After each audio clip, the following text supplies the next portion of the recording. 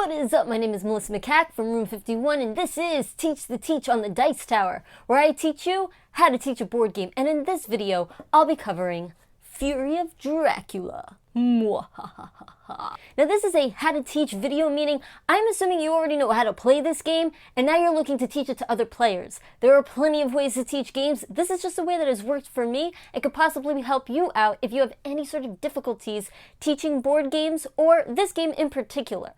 So I always start off with the three main things. First, the story behind the game, where Dracula is trying to spread his influence all over Eastern Europa, while the investigators are trying to stop him in his tracks.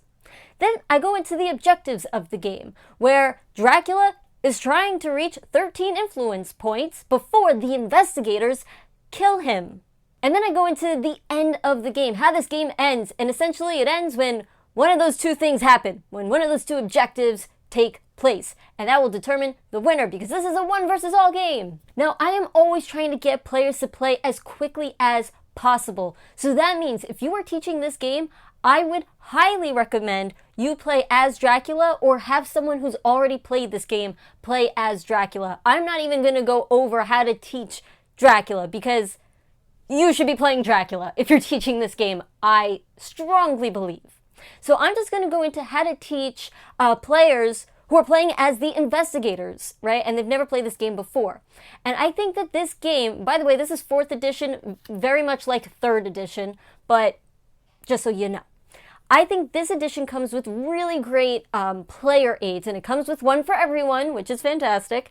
And I essentially just go through that. So going with the movement action, letting them know that the game is broken up into day and night phase. During the day phase, you can move, but during the night phase, you can't for some reason.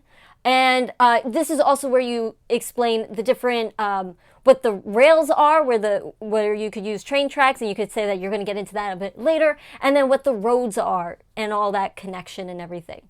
Then you go into how to reserve a ticket, and, rest, and search, and everything. I don't think there's anything that I really need to go over. But pretty much you're going to go through each of these down the list, have everybody read along with you as you go through what the actions are of the game that they could take.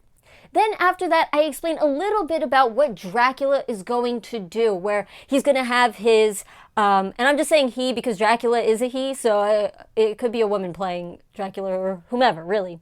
So yes, so as they're going through and you're placing down locations, you can let them know that Dracula will have this line, this slithering line of locations, right? So we could see, have you ever been here? Are you here right now? Okay, and Dracula can't backtrack. You want to explain that to them until, the card falls off the board. But you could get into that later when it actually happens.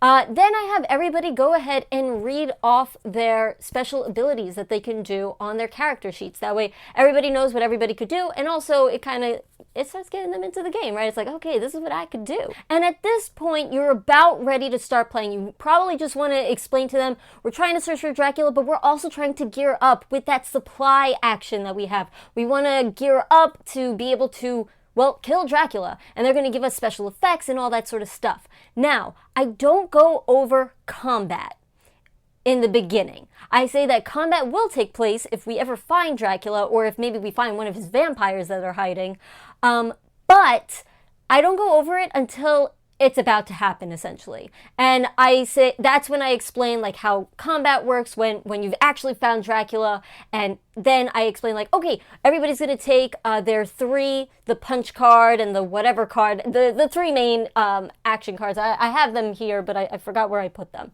Anyway, so you're going to take that, and then I'm going to say how this, it could cancel certain, it's kind of like a rock, paper, scissor sort of mechanism where okay, if Dracula plays the same symbol that you played, you just stopped his ability from going off, which is really good.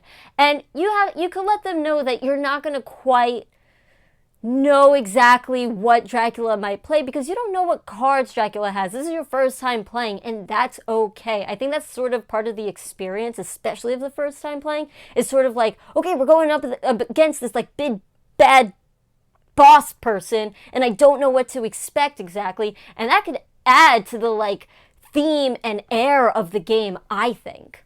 Same thing for when an investigator like lands on a space where Dracula has been. Not exactly he is there, but where he's been. And then that's when I explain, okay, Dracula can either like ambush you, or if he doesn't, we could search. And then you want to explain to them how like it could be a bluff, or it could be a vampire that we need to kill because that's what gives him influence points, all that sort of stuff. I also don't explain what happens at the end of a week where the new despair token comes out. I explain that as it actually comes out. And that's when the first despair token comes out, that's when I start to explain how that works and how the game starts to really ramp up. So we're sort of on a timer where we really want to get Dracula, because by a certain point, he's going to become very powerful. I think it's like 3 weeks around. That's when he becomes really, really powerful.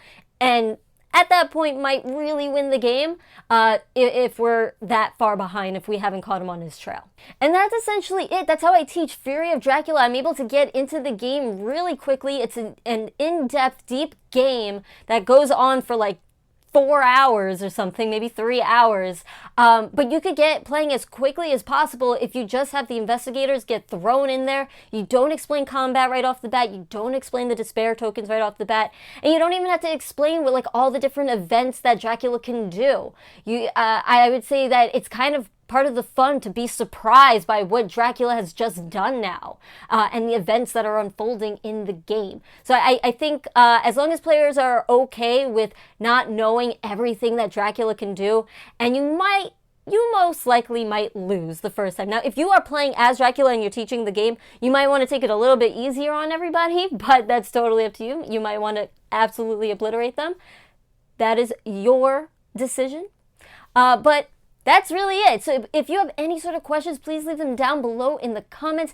And I would love to know how you teach this game. Please leave those down below in the comments as well. And until next time, I will catch you later.